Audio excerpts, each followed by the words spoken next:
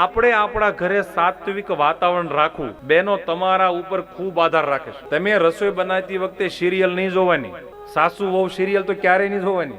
તમે રસોઈ બનાવતી વખતે જેવી ભાવના પ્રગટ કરશો, જેવું બોલશો એવું રસોઈમાં નિર્માણ થશે. તમે સમજો કે રસોડામાં બેન તમે કામ કરો, જો એટલું યાદ રાખજો કે રસોડામાં રસોઈ બનાવવાની સામગ્રી બહારથી આવે છે અને રસોઈ બનાવવાની કલા અંદરથી આવે છે. આર્ટ છે એ ભીતરમાંથી બને અને મટીરિયલ છે એ બહારથી આવે છે. હવે મટીરિયલ ઉપર રસોઈ નથી એટલું યાદ રાખજો, તમારી ભાવના ઉપર રસોઈ છે. હવે તમે બેનો રસોડામાં પ્લેટફોર્મ ઉપર રોટલીનો લોટ બાંધતા હો અને આમ અમુક બહેનો જોજો એટલી બધી આમ ભીંહ આપે, દબાણ આપે કે કાથરોટના તળિયે ખાડા પડી ગયા હોય. હવે એ કેવી રીતે અપાય જાય? કારણ કે દેરાણી આવીને, જેઠાણી આવીને મારા કપડા વ્યવસ્થિત ધોયા ને મારું આમ કર્યું, મારું તેમ.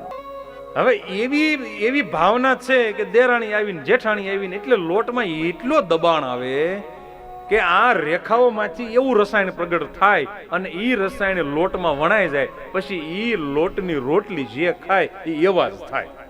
એટલે આ ક્યાંય નો અમુક ઘરે હું જાઉં ને એટલે રસોડામાં છે ને કાથરોટ જોઈ લો ખાલી, એટલે બધી ખબર પડી જાય.